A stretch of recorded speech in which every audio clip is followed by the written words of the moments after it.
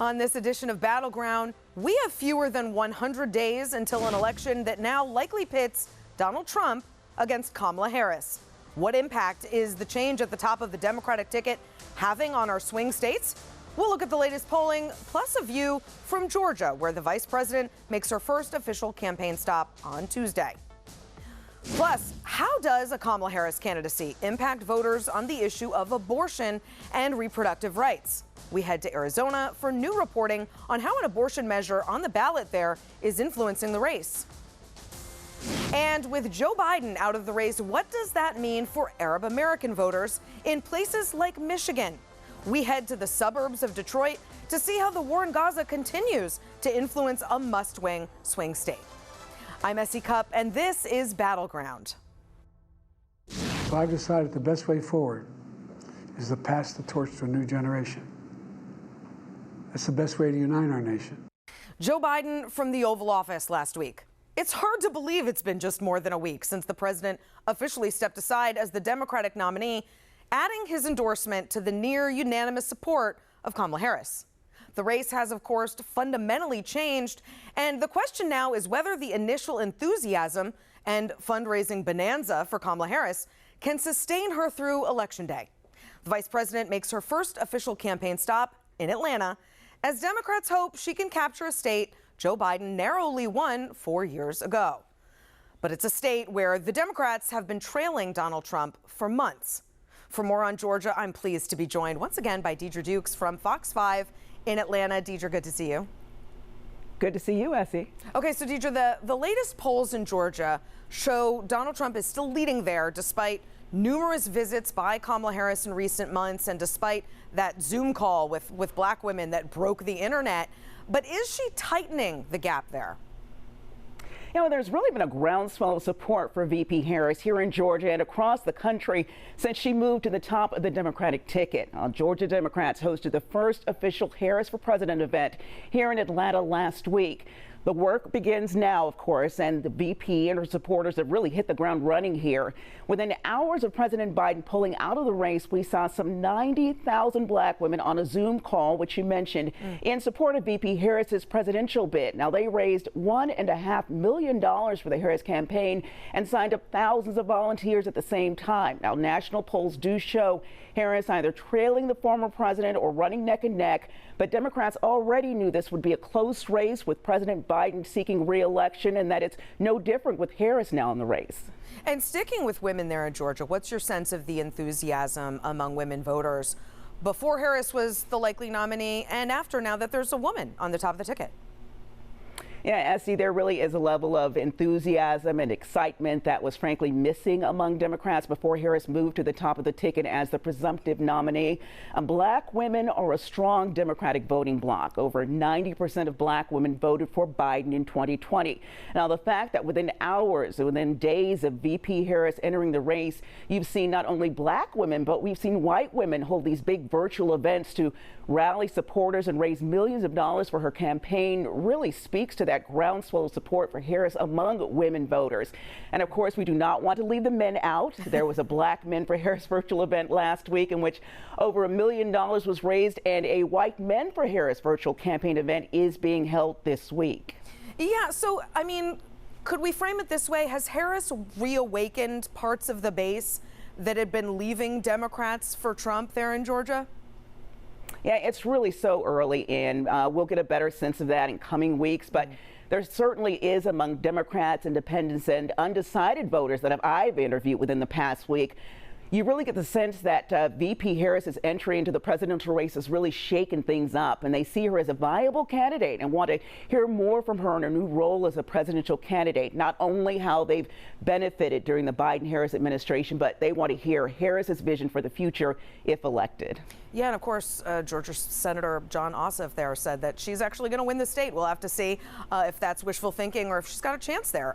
One of the other things that we're going to be keeping an eye on is voter registration numbers, and specifically people who are voting for the first time. What are you hearing about that since Kamala Harris took over the ticket? A significant number of first-time voters are young people, of course. Perhaps the biggest challenge that President Biden faced was his advanced age, which made it very difficult to engage young voters. So Harris is 59 years old, and young Democratic voters appear to be re-energized with Harris as their party's presumptive nominee. The vice president delivered a virtual address at the 3rd annual Voters of Tomorrow Summit here in Atlanta on Saturday. Harris stressed how important Gen Z is to this election and said she would make every effort to earn their vote, that they would not be taken for granted. And finally, Deidra, the vice president is coming to Atlanta tomorrow. Her first official campaign stop since becoming the likely nominee, but, you know, she's been there many, many times before now. What can you tell us about this upcoming stop?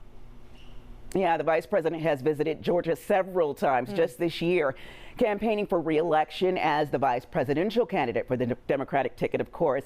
So this will be her first campaign event as a presidential candidate, and there has been a great level of excitement surrounding this visit since it was announced last week. Democratic lawmakers, other party officials who've thrown their support behind her campaign, and enthusiastic supporters campaigning heavily over the weekend ahead of Tuesday's appearance. Now, Democrats do believe here in Georgia that they can deliver the state for Harris this election, just as they did for Biden in 2020. SE. We love talking to smart people on the ground in our swing states like Deidra Dukes, Fox 5 in Atlanta. Thanks so much. Thank you. Okay, up next, there's a woman in the race now. How does Kamala Harris's candidacy impact the issue of abortion? And a look at how reproductive rights on the ballot in Arizona could sway the election there. Battleground, we'll be right back. That was the best choice. I will stand behind her. I'm happy that she's willing to step up to the occasion and rise up. I think it's going to definitely inspire a bunch of people to make jumps within their lives, regardless of the timing, if an opportunity presents itself. And I feel like that's America at its finest, right? Battleground, we'll be right back. Abortions between the mom and the doctor, but I don't want to pay for it. I feel like women should have some rights too. I think they've gone too extreme. There's parents that aren't ready to be parents, and if they're forced into that decision, or you know what I mean, it leads into adoption and other issues. Welcome back to Battleground. Even before Kamala Harris assumed the top of the Democratic ticket, abortion and reproductive rights were front and center in this campaign. And in Arizona, abortion is literally on the ballot, with a measure there to protect a woman's right to choose. For more on this, I'm joined once again by Ellen McNamara from Fox 10 in Phoenix. Ellen, good to see you. Good to see you too, Essie. Thanks for having me. Okay, so first, remind us of what happened with the Arizona Supreme Court decision and how that led to abortion being on the ballot in November. Yeah, so, you know, abortion was going to be on the ballot really anyway in the fall, but what happened in April really supercharged the effort to get it on the ballot in November. And what happened was the state Supreme Court revived a Civil War era ban on abortion. It was written in 1864. It was created when we were a territory. We weren't even a state back then. But at the time, we had two laws on the books. We had that one, and we had a 15-week ban. So they were competing against one another, and the state Supreme Court said, well, you never repealed that one from 1864, so that one is the law. And once that happened in April, that fired up people. They wanted to sign a petition to, for sure, get it on the ballot in November. And so explain for us what the ballot measure would actually do if it were to pass in November. So if it does pass, then it would enshrine abortion rights in our state constitution, and it would allow an abortion up to fetal viability. That's the specific language in the proposed amendment.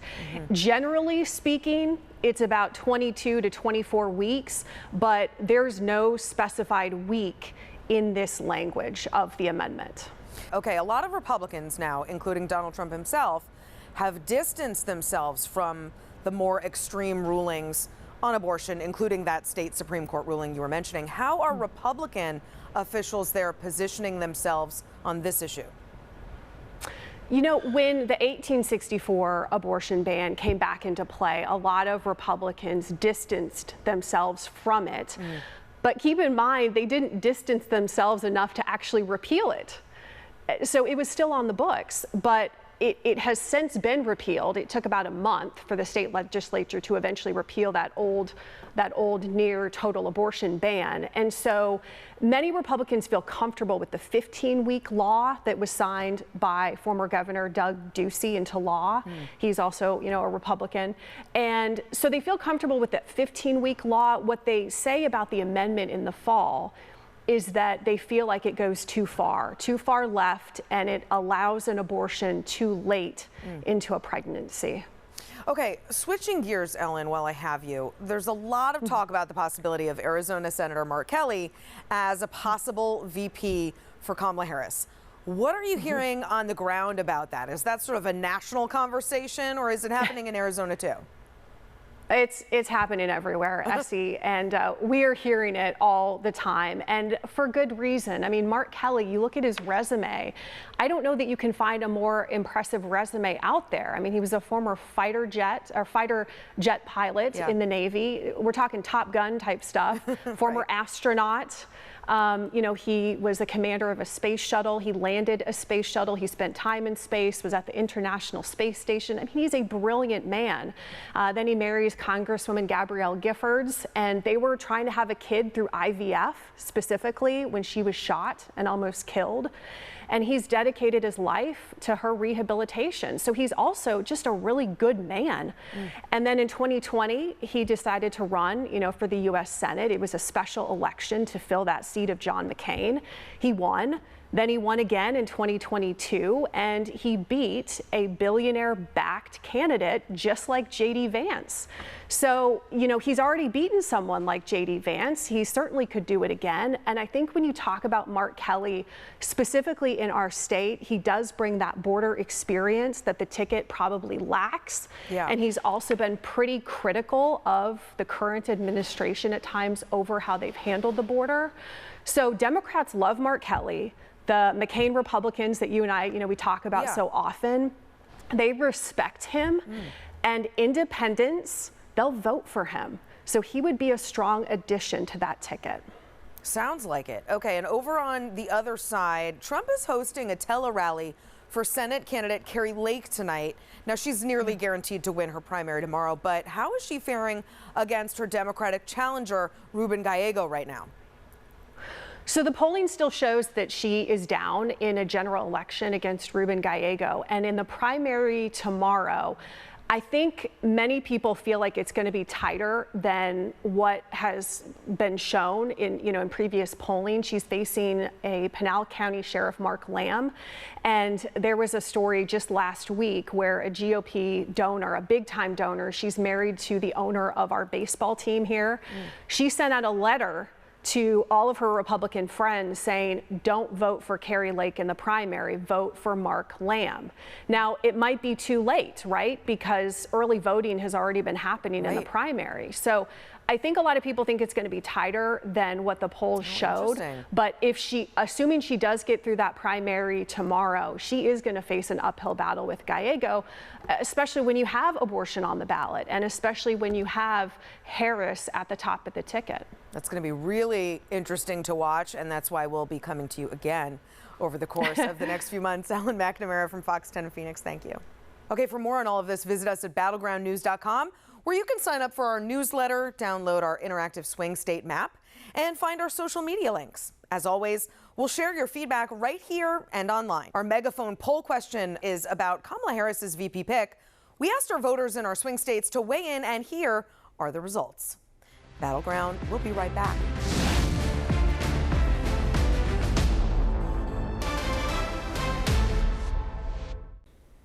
Battleground, we'll be right back.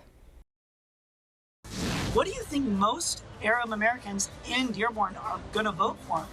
Do you think people favor Trump or Kamala Harris, perhaps? I think Trump. You think Trump? Yeah, I think Trump. I think it's going to be really close. I think Gretcher. I would have voted for Gretcher if she would run for president, but I'm not a fan of Kamala.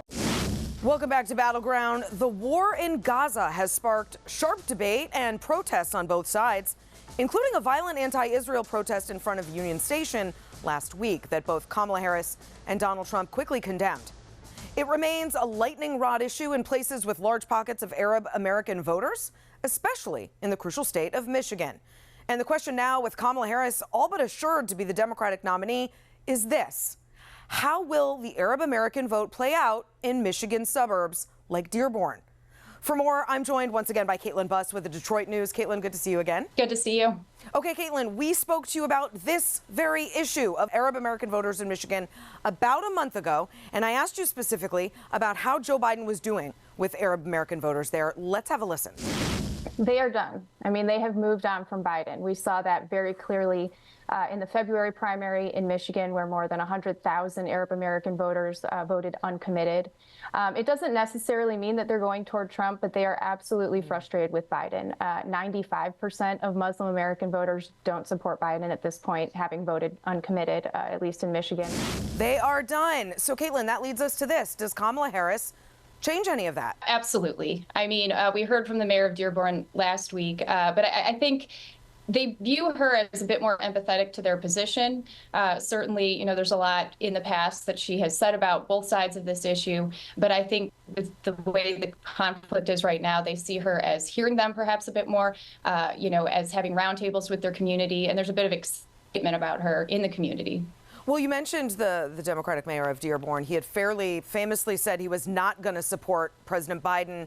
Has he said anything publicly about Kamala Harris that might impact Democrats in Dearborn? He did say there's now a crack in the door. He said there's a chance now with the new candidacy of Vice President Harris for Arab American voters to feel heard on the things that they really are demanding, but they haven't gotten. Again, the devil is in the details here. I think what they want is, you know, hard for any president or any presidential candidate to pull off. You know, they want a permanent ceasefire, arms embargo on Israel, things that it's going to be hard for anyone to do. So I think the real question is, can Harris attract back these Arab American voters without completely isolating Israel and losing on that end as well? Yeah, and not to mention, I mean, she had a chance to speak about her meeting with Netanyahu and this issue last week. You know, they had separate meetings. Joe Biden and Harris had separate meetings with Netanyahu. I think that was very intentional, although I understand, you know, it was a scheduling conflict. It was very intentional that she did not preside over Netanyahu's address. And I think that very much resonated with Arab American voters. So they're looking at these things they've already seen as good signs. Now they want to see pen to paper on actual terms to get a ceasefire done. And last time we spoke, you also mentioned the large block of Jewish voters in Michigan. What's your sense about how Kamala Harris is impacting that dynamic? Jewish voters are just as much a part of Michigan's fabric, you know, as Arab American voters, and they've traditionally gone, you know, very Democratic. So there's a lot of pressure to keep them there. Trump is also making a big play for them, telling them they have a lot to consider. So, you know, Jewish and Arab American voters could very well tip what happens here in Michigan, which could ultimately tip the entire election. Kaitlyn Buss with the Detroit News. Kaitlyn, terrific as always. Thank you so much. Up next, we'll dive into the latest swing state polling to see what the Trump v. Harris race looks like with less than 100 days until the election. Stay with us. Battleground will be right back.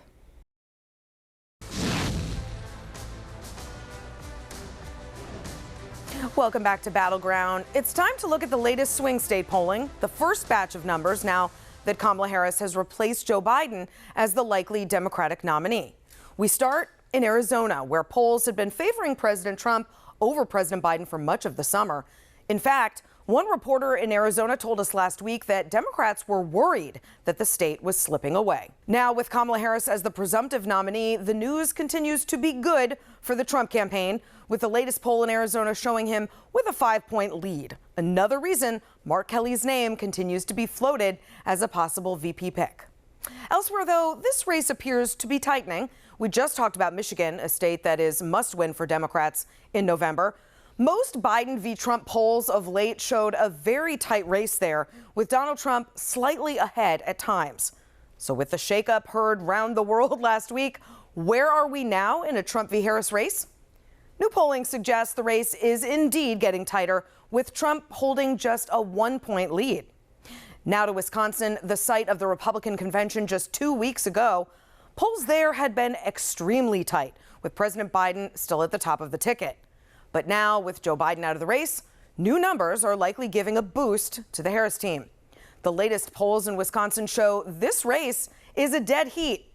Here in Pennsylvania, home to the most electoral votes of any of our swing states, Joe Biden had been trailing Donald Trump consistently this summer, a major source of concern for Democrats. But as with most of our other swing states, polls in Pennsylvania show a race that is getting closer. Former President Trump has just a 2-point advantage here. And if Pennsylvania remains the winner-take-all prize many believe it could be, well, stay tuned. And finally, back to where we started the show, Georgia. Despite winning the state 4 years ago, Joe Biden had been trailing pretty consistently right up until he dropped out. So no surprise, Kamala Harris is making her first official campaign stop there tomorrow, as new polling showing Trump still leading in the Peach State, but by just 2 points now, or within the margin of error. Next week, new numbers from all 7 of our swing states as we look for clues on the state of this race heading into August. That'll do it for now. We'll see you back here next time on Battleground.